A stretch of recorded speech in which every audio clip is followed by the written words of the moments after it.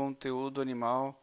Se ainda ficou alguma dúvida, por favor, deixe seu comentário aqui na área de comentários. Se você quer saber mais sobre o assunto que você acabou de ver, pode vir aqui nas nossas playlists.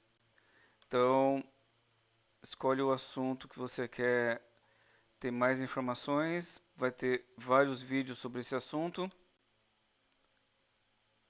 Aproveita para não perder mais nada. Clica aqui no inscrever-se, né? Se você gostou muito, se o vídeo foi útil, por favor, verifique os planos que nós temos do clube de membros. Seja membro. Nós temos vídeos todos os dias. Pelo menos dois. Um de manhã, uma gameplay, outro à tarde, um tutorial nerd, uma paisagem bonita. Durante o dia nós podemos ter shorts e lives sobre assuntos do dia a dia, o que está acontecendo naquele momento.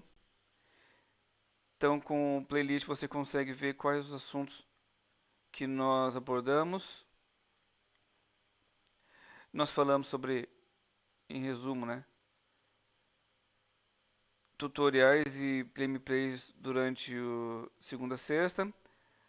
Aos finais de semana nós temos paisagens dos passeios de bicicleta, aulas de tênis, aulas de equitação, voos de drones, eventos sobre animais de estimação e aula de equitação. Gostou do conteúdo? Compartilha com amigos que podem se interessar. É isso, muito obrigado novamente. Qualquer dúvida, área de comentários que eu respondo a todo mundo.